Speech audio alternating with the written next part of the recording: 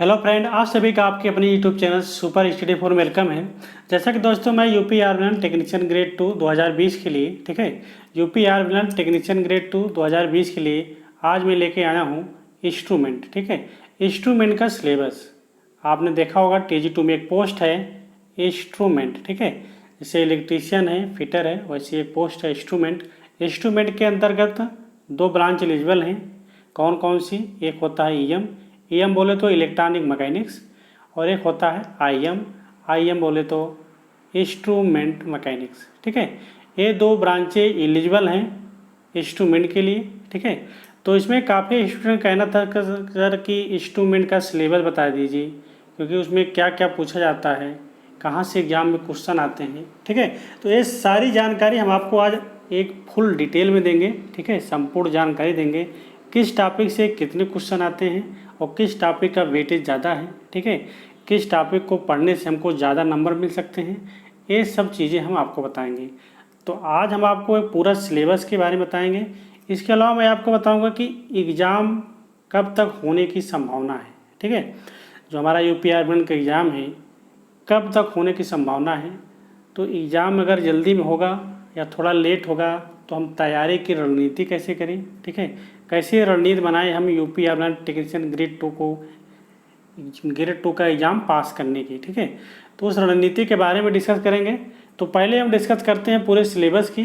ठीक है, इसके पहले यदि आप हमारे यूट्यूब चैनल पर पहली बार विजिट कर रहे हैं तो आप हमारे यूट्यूब चैनल को सब्सक्राइब करें, वीडियो को लाइक करें और ज़्यादा से ज़्यादा शेयर करें। ठीक है, तो दोस्तों आइए हम चलते हैं, पूरा देखते हैं कि सिलेबस में क्या क्या है। ठीक है, हम आपको नॉन टेक्निकल और टेक्निकल दोनों सिलेबस के बारे में हम बताएंगे। ठीक है, तो पहले हम टेक्निकल का डिस्कशन करेंगे कि टेक्निकल में क्या आएगा, उसके बाद हम नॉन टेक के बारे में बात करेंगे कि नॉन टेक में कहाँ से क्वेश्चन आते हैं, किस टॉपिक का वेटेज ज़्यादा होता है, जहाँ से ज़्यादा नंबर के क्वेश्चन पूछे जाते हैं। ठीक है, तो आइए हम स्टार्ट करते हैं, पहले टेक्निकल के बारे में जानते हैं।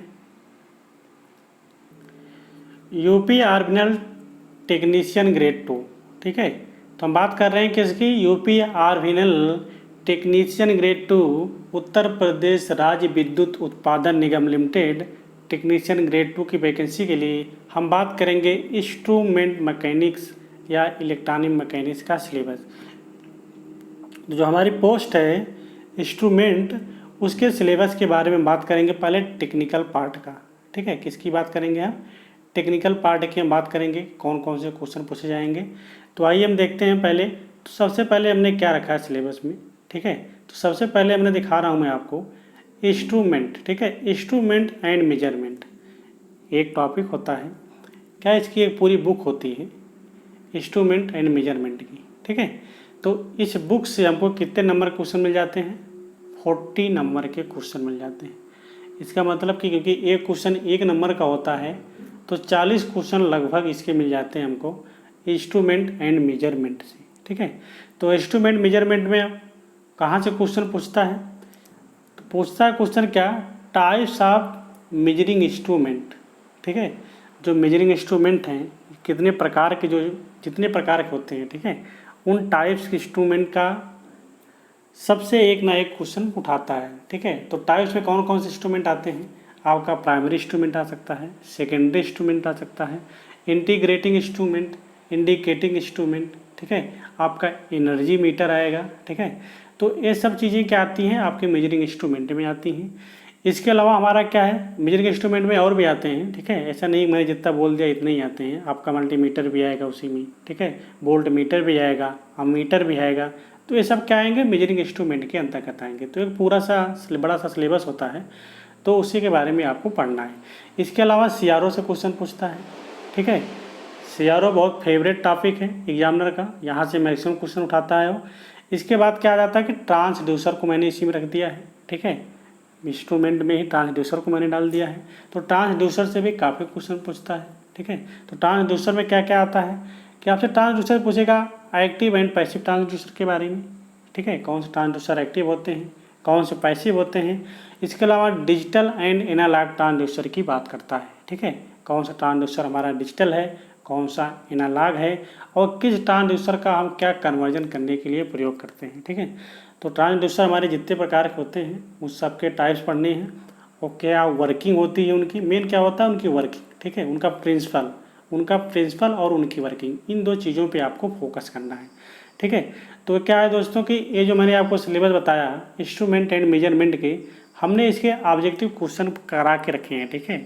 ऑलरेडी हमने 1 से लेके 52 तक, ठीक है, हमने ऑब्जेक्टिव क्वेश्चन की इंपॉर्टेंट ऑब्जेक्टिव क्वेश्चन की सीरीज चलाई, जिसकी प्लेलिस्ट का लिंक मैं आपको इस डिस्क्रिप्शन में नीचे दे दूंगा। यदि आप अभी तक नहीं देखे हैं तो आप जाके देख लें, क्योंकि वहाँ पर लगभग 1 से लेकर 52 के बीच में एक क्वेश्चन लगभग 30, ठीक है, एक वीडियो लगभग 30 से लेकर 32 क्वेश्चन की है। तो आप 50 से अगर मल्टीप्लाई करते हो तो 1500 क्वेश्चन की लगभग सीरीज है वो, ठीक है। तो 1500 क्वेश्चन की लगभग इंपॉर्टेंट क्वेश्चन की सीरीज है, तो आप वहाँ से देख सकते हो। किसी भी एग्जाम को पास करने के लिए अगर 1500 क्वेश्चन पढ़ लिया जाए तो बहुत होता है, ठीक है। तो हमने लगभग पूरा कवर कर दिया है उसमें, इंस्ट्रूमेंट से लेके इलेक्ट्रॉनिक्स हो गया आपका, जैसे डिजिटल इलेक्ट्रॉनिक्स हो गया, माइक्रो प्रोसेसर हो गया, तो सभी जो कि एग्जाम में लगभग क्वेश्चन आते रहते हैं, ठीक है। तो हमने सारे क्वेश्चन उसमें कवर किए हैं, बहुत ही इंपॉर्टेंट क्वेश्चन है। आप जाके हमारे यूट्यूब चैनल की प्लेलिस्ट से आप देख सकते हैं, या आपको उस चैनल की प्लेलिस्ट का लिंक मैं नीचे आपको डिस्क्रिप्शन में दे दूंगा, ठीक है। तो दोस्तों ये रहा हमारा क्या इंस्ट्रूमेंट एंड मेजरमेंट का, जो कि 40 नंबर का वेटेज है, बहुत इंपॉर्टेंट टॉपिक है। किसी भी एग्जाम को पास करने के लिए 40 नंबर बहुत होते हैं, ठीक है। तो आप इस टॉपिक को अच्छे से कवर करना है। तो आइए हम बात करते हैं सेकंड टॉपिक क्या है हमारा। हमने सेकंड नंबर पर क्या रखा है, इलेक्ट्रॉनिक्स को रखा है, ठीक है। अब इलेक्ट्रॉनिक्स हमारी दो प्रकार की होती है, एक एनालॉग इलेक्ट्रॉनिक्स होती है और एक डिजिटल इलेक्ट्रॉनिक्स होती है। तो एनालॉग में क्या क्या होता है अगर हम बात करें, ठीक है, तो इलेक्ट्रॉनिक्स में बुक की तो दो बुक होती हैं इलेक्ट्रॉनिक्स की। एक होता है क्या, ईडीसी होती है, एक होती है ईसीडी। ईडीसी क्या होता है, इलेक्ट्रॉनिक डिवाइस एंड कंपोनेंट होती है, आपको इलेक्ट्रॉनिक डिवाइस और उसके कंपोनेंट के बारे में जानकारी दी जाती है। एक होती है इलेक्ट्रॉनिक कंपोनेंट एंड डिवाइस, ठीक है, ये कैसे वर्क करता है, जो कंपोनेंट का पूरा विस्तार, सर्किट, उनकी सर्किट डायग्राम कैसे बनती है, ठीक है, तो उसके बारे में पूरा बताया जाता है इसमें। तो इलेक्ट्रॉनिक्स की दो बुकें हैं, अगर आप डिप्लोमा से हैं या आप आईटीआई कर रहे हैं तो आईटीआई में, ठीक है, तो उसी के बेस से हम आपको बताएंगे कैसे क्या करना है, ठीक है। तो इसमें क्या है कि सेमीकंडक्टर फिजिक्स, ठीक है, अगर हम इलेक्ट्रॉनिक्स में टॉपिक वाइज बात करें तो सेमीकंडक्टर फिजिक्स, ठीक है, बहुत ही इंपॉर्टेंट टॉपिक है, अर्धचालक भौतिकी, ठीक है। काफ़ी क्वेश्चन आते हैं यहाँ से, लगभग 8 से 10 क्वेश्चन आ जाते हैं इस टॉपिक से, ठीक है, सेमीकंडक्टर फिजिक्स से। आप सोचते हो कि सर सेमीकंडक्टर फिजिक्स क्या होता है, तो सेमीकंडक्टर फिजिक्स में ये पूछेगा आपका कि ट्रीवैलेंट क्या होता है, पेंटावैलेंट क्या होता है, या पी टाइप सेमीकंडक्टर क्या है, एन टाइप सेमीकंडक्टर क्या है, कौन सा इंसुलेटर होता है, कौन सा कंडक्टर होता है, ठीक है, कौन सा सेमीकंडक्टर होता है, या इसके अलावा आपसे पूछेगा, ठीक है, कि पेंटावैलेंट के लिए हम डोपिंग में कौन सा प्रयोग करते हैं। तो ये सब क्या आता है, सेमीकंडक्टर से आता है, जो कि बहुत ही इंपॉर्टेंट टॉपिक है, ठीक है। तो काफ़ी क्वेश्चन यहाँ से आते हैं, लगभग 8 से 10 नंबर का क्वेश्चन आपको यहाँ से मिल जाता है, ठीक है। उसके बाद आ जाते हैं हम किस पे, डायोड पे, ठीक है। डायोड भी, टाइप्स ऑफ डायोड, जितने प्रकार के डायोड हैं उनकी वर्किंग, उनका प्रिंसिपल, कैसे कार्य करते हैं, कौन यूनि डायरेक्शनल होता है, कौन वाई डायरेक्शनल होता है, ठीक है, कैसे कार्य करता है इसके बारे में, कौन रिवर्स बायस में काम करता है, कौन फॉरवर्ड बायस में काम करता है, उनके सिंबल क्या हैं, यही सब आपको डायोड के बारे में पढ़ना है, ठीक है। यहाँ से क्वेश्चन आपको मिल जाएगा, 8 से 10 नंबर का क्वेश्चन डायोड से भी मिल जाएगा, ठीक है। इसके अलावा बात करते हैं हम ट्रांजिस्टर की। तो ट्रांजिस्टर दोस्तों बहुत ही इंपॉर्टेंट टॉपिक है इलेक्ट्रॉनिक्स में, ट्रांजिस्टर, ठीक है। तो ट्रांजिस्टर और ट्रांजिस्टर बायसिंग, अगर इन दोनों चीज़ों को हम मिला दें, ट्रांजिस्टर और ट्रांजिस्टर बायसिंग को, तो यहाँ से करीब 10 से लेके 15, ठीक है, 10 से 15, आप 20 भी कह सकते हो, ठीक है, 10 से 15 या 20 क्वेश्चन आपको यहाँ से मिल जाते हैं ट्रांजिस्टर और ट्रांजिस्टर की बायसिंग से, ठीक है। तो मैक्सिमम क्वेश्चन बायसिंग से ही पूछते हैं, कॉमन एमीटर, कॉमन कलेक्टर, ठीक है, कॉन्फ़िगरेशन जो होते हैं इसके, ठीक है, किस में इनपुट इम्पीडेंस अधिक होता है, किस में आउटपुट इम्पीडेंस अधिक होता है, किसका अल्फा का मान अधिक होता है, किसका बीटा का मान अधिक होता है, मतलब करंट गेन, वोल्टेज गेन, ऐसे सब पूछता है। इसके अलावा न्यूमेरिकल जो इसके न्यूमेरिकल होते हैं, ठीक है, इमीटर करंट पूछ लेता है आपसे, ठीक है। इसके अलावा कलेक्टर करंट पूछ लेता है, बेस करंट निकालने के लिए आपसे पूछ लेता है, ठीक है। और लीकेज करंट की बात कर लेगा, अगर कलेक्टर की लीकेज करंट क्या होगी तो आईसीबीओ होती है, आईसीओ होती है, ठीक है। बेस की करंट की बात करेगा ICVO, ठीक है, एमीटर की ICO। तो ये सब क्या लीकेज करंट के बारे में भी न्यूमेरिकल लगाने के लिए पूछ लेता है, ठीक है। तो ये सब ट्रांजिस्टर वाइसिंग एक बहुत ही इंपॉर्टेंट टॉपिक है, ठीक है। ट्रांजिस्टर और ट्रांजिस्टर वाइसिंग आपका यहाँ से 20 नंबर कवर होता है, ठीक है। इसके बाद हम आ जाते हैं एम्पलीफायर, ठीक है। तो एम्पलीफायर भी बहुत ही इंपॉर्टेंट टॉपिक है। तो यहाँ का जो वेटेज है क्वेश्चन आने का, तो यहाँ से भी लगभग क्वेश्चन आते हैं जो वो 5 से 6 क्वेश्चन आपको मिल जाते हैं एम्पलीफायर से। ऐसे ही आपको ऑक्सीलेटर से मिलेगा, जो हमारे टाइप्स ऑफ ऑक्सीलेटर होते हैं, ठीक है। तो वहाँ से भी आपको 5 to 6 नंबर का मिल जाएगा। इसके अलावा बात करते हैं रजिस्टर कलर कोडिंग, ठीक है। बहुत सिंपल होती है, बहुत ही इंपॉर्टेंट होती है। यहाँ से आपको 2 से 3 क्वेश्चन मिल जाते हैं। इस बार का जो पेपर हुआ था 2016 वाला UP आर्बिनल टेक्नीशियन ग्रेड 2 का, वहाँ पे 3 क्वेश्चन आपको मिले थे कलर कोडिंग से, ठीक है। इसके अलावा दोस्तों ये टाइमर IC, ठीक है। टाइमर IC डिजिटल का भी पार्ट है और इसको मैंने यहाँ पे भी पढ़ा जाता है और डिजिटल में भी पढ़ा जाता है टाइमर IC को, ठीक है। तो टाइमर IC से भी मिल जाते हैं आपको 2 से 3 क्वेश्चन टाइमर IC से मिल जाते हैं। इसके अलावा दोस्तों पावर इलेक्ट्रॉनिक्स एक अलग सा टॉपिक होता है, लेकिन मैंने इसको भी इलेक्ट्रॉनिक्स में ही जोड़ दिया है, ठीक है। तो पावर इलेक्ट्रॉनिक्स का वेटेज यहाँ पे थोड़ा बहुत कम ही है, लगभग 3 to 4 क्वेश्चन, ठीक है। 3 से 4 क्वेश्चन आपका पावर इलेक्ट्रॉनिक्स का वेटेज है यहाँ पे, जो कि आपको यहाँ पे मिलेगा। इसके अलावा दोस्तों एक बहुत ही इंपॉर्टेंट टॉपिक होता है क्या, ऑपरेशनल एम्पलीफायर। आप एम की बात कर रहे हैं, ठीक है। आप एम या ऑपरेशनल एम्पलीफायर, जो कि ये भी बहुत ही इंपॉर्टेंट टॉपिक है, बहुत ही सिंपल है और सरल है। यहाँ से भी आपको 5 to 6 क्वेश्चन मिल जाएंगे, ठीक है। 5 to 6 क्वेश्चन का वेटेज यहाँ से रहेगा। इसके अलावा दोस्तों सोल्डरिंग को भी हमने इसी में डाल दिया है, ठीक है। तो सोल्डरिंग आप जानते हैं, पूछ लेता है सोल्डर के बारे में, ठीक है, कि कौन से किसका बना होता है, इसका मतलब जो मिश्र धातु होती है सोल्डर, इसका रेशियो क्या होता है, ठीक है। तो ये 2 से 3 क्वेश्चन इस बार मिला था हमको 2016 के पेपर में। 2 से 3 क्वेश्चन सोल्डरिंग से मिले हुए थे, ठीक है। तो ये है हमारा क्या, ये पूरा हमारा सिलेबस था इलेक्ट्रॉनिक्स का। इसका टोटल वेटेज कितना है दोस्तों, देखिए आप, इसका टोटल वेटेज है पेपर में क्वेश्चन का 50, ठीक है। ये सब मिला के 50 क्वेश्चन का वेटेज है। तो किसी भी एग्ज़ाम के लिए 50 नंबर बहुत होता है।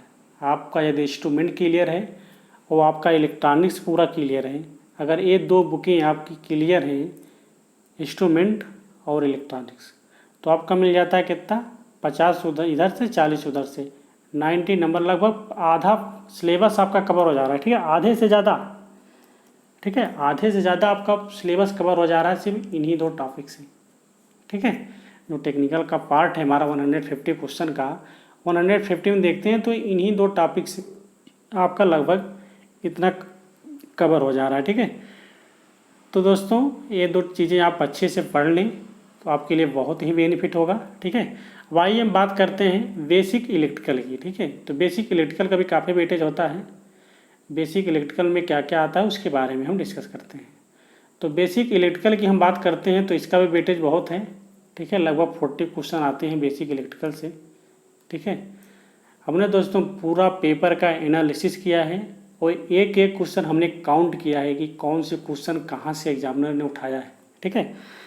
तो दोस्तों मैं पूरा एनालिसिस करके मैं आपको ऐसा बता रहा हूँ, ऐसा मत कीजिए कि मैं कोई चीज़ें हवाई में आपको बोल रहा हूँ, ठीक है। मैं कोई ऐसी चीज़ें आपको नहीं बोल रहा हूँ। अगर आपको ना यकीन हो तो आप मेरे चैनल में चले जाइएगा, आपको मिल जाएगा वहाँ पे वीडियो मिल जाएगा, ठीक है।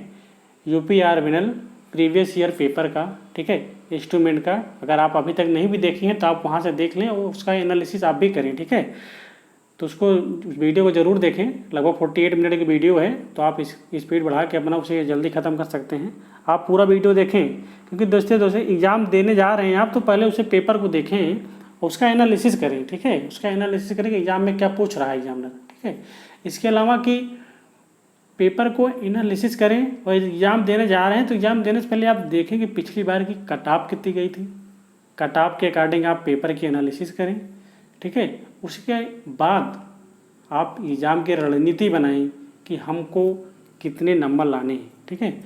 तो आप कट ऑफ का वीडियो भी हमने बनाया, प्रीवियस ईयर का कट ऑफ जितनी गई थी उसका भी लिंक आपको इसी के डिस्क्रिप्शन में मिल जाएगा, इसी के वीडियो के डिस्क्रिप्शन में आपको मिल जाएगा।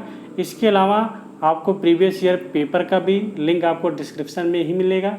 इसके अलावा हमने 1 से जो 52 के क्वेश्चन की सीरीज चलाई है इंपॉर्टेंट ऑब्जेक्टिव क्वेश्चन की, उस वीडियो का लिंक भी आपको इसी डिस्क्रिप्शन में मिलेगा, ठीक है।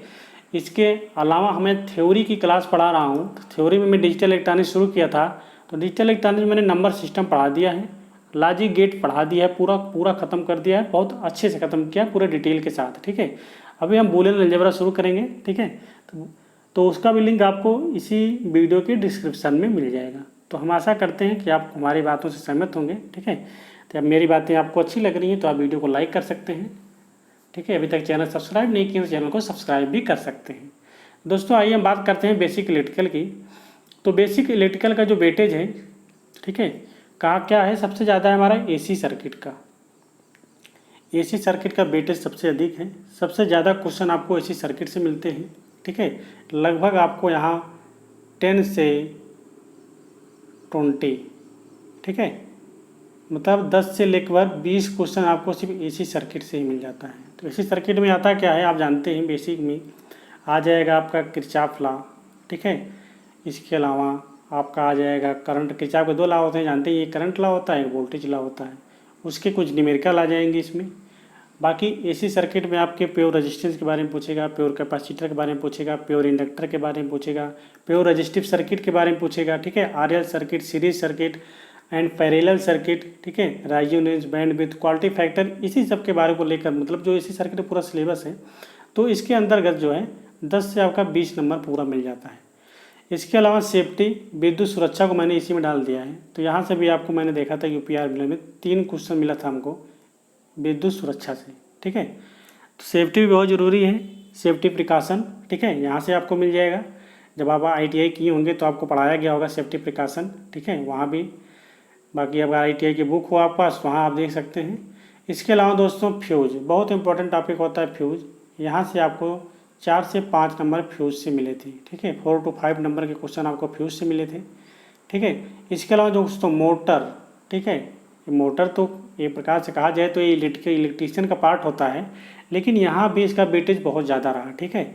मोटर से करीब मिले हैं 8 से 10 क्वेश्चन, कितने 8 से 10 क्वेश्चन आपको मोटर से मिले हैं, जो कि बहुत ही इंपॉर्टेंट टॉपिक हो गया है, ठीक है। क्योंकि नंबर को देखा जाए तो किसी भी एग्जाम के लिए 10 नंबर मेरा बहुत होता है, तो अगर मोटर से हमको 10 में अगर मैं 4 से 5 क्वेश्चन भी कर ले जा रहा हूँ तो मतलब कि एक स्टूडेंट से तो मैं 5 नंबर बेटर हूँ, ठीक है। तो इसके अलावा जनरेटर से भी वही हाल है, 4 से 5 क्वेश्चन आपको जनरेटर से मिले हैं। तो अगर हम जनरेटर और मोटर की बात करें, दोनों को मिक्स कर दें तो आपको मिल जाएगा 10 से 15 नंबर, ठीक है। इस टॉपिक से भी आपको 10 से 15 नंबर का मिल जाएगा, ठीक है। इसके अलावा बात करें हम मैग्नेट की, ठीक है, मैग्नेट या चुंबक की बात करते हैं तो चुंबकीय से, ठीक है, यहाँ से भी आपको 4 से 5 नंबर के क्वेश्चन मिले थे, 4 to 5 नंबर के क्वेश्चन आपको मैग्नेट से भी मिले थे, ठीक है। इसके अलावा बात करते हैं ट्रांसफार्मर, बहुत ही इंपॉर्टेंट टॉपिक है, ये भी एग्जामिनर का फेवरेट टॉपिक है, ठीक है।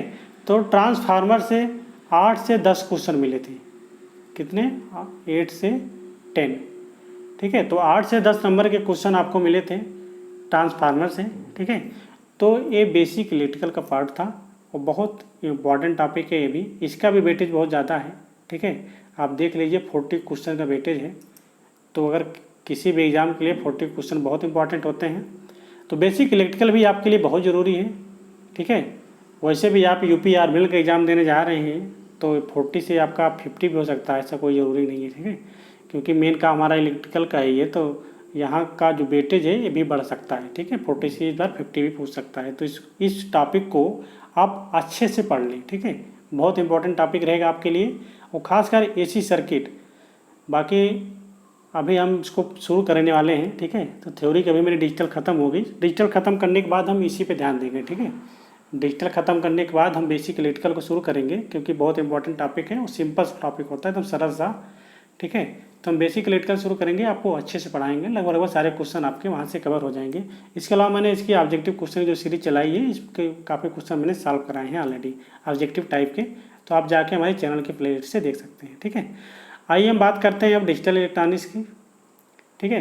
तो डिजिटल इलेक्ट्रॉनिक्स की बात करते हैं तो इसका वेटेज देख लेते हैं। तो इसका जो क्वेश्चन का वेटेज है लगभग 15 क्वेश्चन का है, ठीक है। 15 क्वेश्चन मिले हैं डिजिटल इलेक्ट्रॉनिक्स में, ठीक है। तो सबसे ज़्यादा इंपॉर्टेंट टॉपिक इसमें क्या रहा, नंबर सिस्टम। नंबर सिस्टम इसका कन्वर्जन था, ठीक है, binary conversion, decimal conversion, octal का या हेक्साडेसिमल का। यहाँ से काफ़ी क्वेश्चन मिले थे आपको, ठीक है, 4 to 5 क्वेश्चन आपको कन्वर्जन से मिल गए थे, ठीक है। इसके अलावा हमारा लॉजिक गेट आता है, तो लॉजिक गेट भी एक इम्पॉर्टेंट टॉपिक है इसके लिए। यहाँ भी आपको 3 to 5 क्वेश्चन मिले थे, ठीक है। इसके बाद हम बात करते हैं बूलियन अलजेब्रा की, ठीक है। तो हमारा बूलियन अलजेब्रा जो होता है ये भी बहुत ही इंपॉर्टेंट टॉपिक होता है डिजिटल इलेक्ट्रॉनिक्स में। तो बूलियन अलजेब्रा में मिले थे ऐसे, ठीक है, 3 to 4 क्वेश्चन बूलियन अलजेब्रा से मिले थे। तो अभी मैं बूलियन अलजेब्रा आपको पढ़ाया नहीं हूँ, तो बूलियन अलजेब्रा मैं आपको पढ़ाने वाला हूँ, लेकिन ऑब्जेक्टिव क्वेश्चन ऑलरेडी मैं इसके करा चुका हूँ जो इंपॉर्टेंट क्वेश्चन होते हैं एग्जाम में आते हैं। तो हमारा यदि आप अभी तक, ठीक है, मैं आपको बार बार इसलिए कह रहा हूँ क्योंकि 1 से लेकर जो 50 का मैंने सीरीज बनाई है उसमें करीब हैं 1500 से लेकर 1600 क्वेश्चन हैं, ठीक है, 1500 से लेकर 1600 क्वेश्चन हैं, वो बहुत इंपॉर्टेंट हैं, ठीक है। यदि आप इलेक्ट्रॉनिक्स में इतने क्वेश्चन आप पढ़ ले रहे हो ना, तो आपको किसी भी एग्ज़ाम को पास करने के लिए बहुत होता है इतना, ठीक है। तो आप उस वीडियो को जाके ज़रूर देखें, अगर अभी तक आप नहीं देखे हैं तो उस वीडियो को ज़रूर देखें, ठीक है। इसके अलावा दोस्तों हम बात कर लेते हैं मेमोरी की। तो इस मेमोरी को आप माइक्रो प्रोसेसर में डाल सकते हो, हम डिजिटल में रखे हैं, ठीक है। तो मेमोरी से भी क्वेश्चन आए थे, ठीक है, 3 to 4 क्वेश्चन मेमोरी से भी पूछा गया था, ठीक है, मेमोरी से भी क्वेश्चन मिले थे। तो ये रहा मेरा डिजिटल इलेक्ट्रॉनिक्स। तो डिजिटल इलेक्ट्रॉनिक्स का जो वेटेज रहा 15 क्वेश्चन का वेटेज रहा, तो काफ़ी वेटेज है, 15 क्वेश्चन कम नहीं होते, बहुत होते हैं, ठीक है। तो आपको डिजिटल इलेक्ट्रॉनिक्स भी पढ़ना है। इसके बाद हम बात करते हैं अब माइक्रो प्रोसेसर की, ठीक है। तो सबसे कम अगर वेटेज रहा किसी का, तो वेटेज सबसे कम रहा माइक्रो प्रोसेसर का, ठीक है। तो माइक्रो प्रोसेसर में 5 नंबर का वेटेज रहा। हमको 5 to 6 क्वेश्चन मिले हैं माइक्रो प्रोसेसर से, वो भी सिंपल क्वेश्चन रहे हैं बेसिक स्ट्रक्चर से, उसके बेसिक स्ट्रक्चर से और उसके माइक्रो कंट्रोलर से, ठीक है। तो माइक्रो कंट्रोलर और माइक्रो प्रोसेसर ये दोनों मिला के लगभग 5 क्वेश्चन का वेटेज रहा है, ठीक है। हम आशा करते हैं दोस्तों कि आपको ये सिलेबस अच्छे तरह से समझ में आया होगा, ठीक है। हमने आपको हर एक चीज़ अच्छे से बताई। इसके अलावा दोस्तों हम आपको रणनीति बनाते हैं कि कैसे आपको तैयारी करनी है, ठीक है। पिछली बार की जो मेरिट है, मेरिट हमको अभी एग्जैक्ट याद नहीं है, लेकिन आप मेरिट के बारे में आप मेरे चैनल पर जाके आप देख सकते हैं, वहाँ पे वीडियो पड़ा हुआ है, ठीक है। आप सर्च कर लेना यूपी आर्मी प्रीवियस ईयर की मेरिट बाय सुपर स्टडी 4 के नाम से, तो आपको वहाँ पे मिल जाएगा, ठीक है।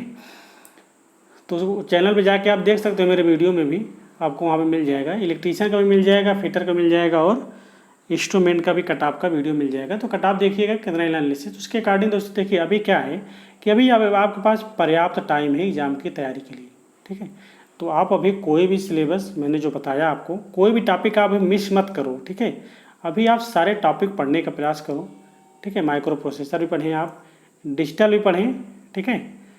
इसके अलावा आप डिजिटल के अलावा बेसिक इलेक्ट्रिकल और आपका जो इलेक्ट्रॉनिक्स है और इंस्ट्रूमेंट है, ये तीनों तो आपके लिए बहुत इंपॉर्टेंट है ये, क्योंकि इलेक्ट्रॉनिक्स का 50, इंस्ट्रूमेंट का 40 और बेसिक इलेक्ट्रिकल का 40, अगर तीनों को हम जोड़ देते हैं तो 4 4 8 5 13 लगभग 130 क्वेश्चन हो जाता है, जो कि ये किसी एग्ज़ाम को पास करने के लिए बहुत ज़्यादा ज़रूरी है, ठीक है।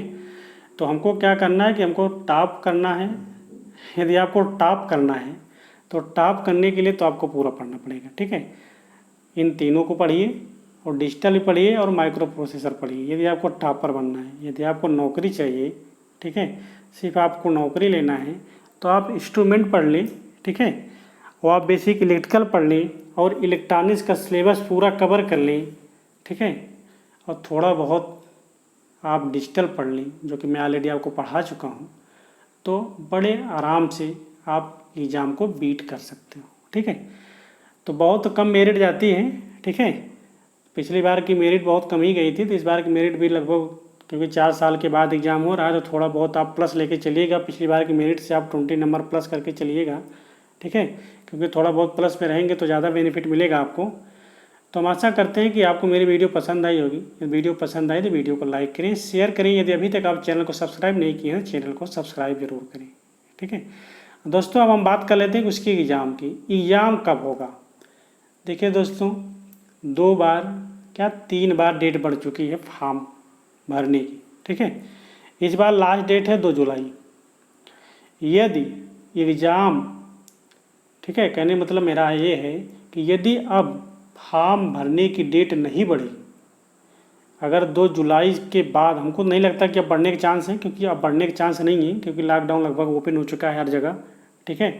सब चीज़ें खुल रही हैं, दुकानें खुल रही हैं, साइबर कैफ़े खुल रहे हैं। जो लोग फॉर्म नहीं फिलअप कर पाए थे वो फॉर्म फिलअप भी कर सकते हैं, क्योंकि यूपीआरबीएल फॉर्म भरने में थोड़ा प्रॉब्लम भी हो रही थी, मोबाइल से नहीं भरा रहा था, तो ठीक है, थोड़ा बहुत प्रॉब्लम हो रही थी लोगों के साथ। तो अब वो सारी प्रॉब्लम लगभग ख़त्म हो चुकी है, रिजॉल्व हो चुकी है, ठीक है। तो अगर हम बात करें एग्ज़ाम की, तो 2 + 22 या 20 आप ऐड कर लो, मतलब क्या आता है हमारा 20 दिन अगर आप और ऐड कर लें, क्योंकि उसकी लास्ट डेट के बाद तैयारी करना, एडमिट कार्ड जारी करना, ये सब, क्योंकि देखिए अभी तक क्या होता था, यूपीआरबीएल ने कई बार एग्ज़ाम कराया है, 1 महीने के अंदर एग्ज़ाम करा दिया है, 1 से लेकर 1.5 महीने के बीच में एग्ज़ाम करा दिया, ऑलरेडी काफ़ी डिले हो चुका है। तो हमको नहीं लगता कि बहुत ज़्यादा डिले करेगा अब। तो आपका जो एग्ज़ाम होने वाला है, एग्ज़ाम की संभावना क्या है आपको, वो जुलाई के लास्ट में, ठीक है, जुलाई के लास्ट वीक। बहुत ज़्यादा डिले होगा तो अप्रैल का मिड जा सकता है बस। अगर बहुत ज़्यादा डिले होगा तो अप्रैल नहीं दोस्तों, सॉरी, अगस्त, ठीक है। हमको बार बार अप्रैल याद आता है, क्योंकि अगर अभी लॉकडाउन न हुआ तो शायद में यूपीआरबीएल का एग्ज़ाम की डेट आ चुकी होती है, ठीक है। तो हम क्योंकि वही टारगेट लेके चल रहे थे अप्रैल का, लेकिन अब लॉकडाउन की वजह से थोड़ा डिले हुआ। तो अब मान के चलिए कि अगस्त, ठीक है, अगस्त के मिड में, ठीक है, अगस्त के मिड में आपका एग्ज़ाम होने वाला है, ठीक है। एक संभावना है दोस्तों, ठीक है, इस बीच में आपका एग्ज़ाम हो सकता है। तो इसीलिए आप अपनी प्रिपरेशन को तैयार अच्छे से करके चलें, क्योंकि अभी आपके पास 1 से 1.5 महीने का टाइम है, तो आप उसे अच्छे से पढ़ें। बाकी दोस्तों क्या होगा, जब एग्ज़ाम का डेट जिस दिन आ जाएगी, उसके बाद मैं आपको रणनीति बताऊंगा कि अब क्या पढ़ें। मैं एक वीडियो और लेके आऊँगा आपके लिए कि अब क्या पढ़ने से मेरा काम बनने वाला है, ठीक है। तो अभी मैं आपको सजेशन दूंगा कि आप पूरा पढ़ें, उसके बाद मैं आपको बताऊँगा कि कौन कौन सा टॉपिक आप पढ़ लें कि वहाँ से आपको अच्छे नंबर मिल सकते हैं। तो हम आशा करते हैं आपको वीडियो पसंद आई होगी। वीडियो पसंद आए वीडियो को लाइक करें, शेयर करें। यदि अभी तक चैनल को सब्सक्राइब नहीं किए, चैनल को सब्सक्राइब करें। थैंक यू दोस्तों, thanks for watching, thank you.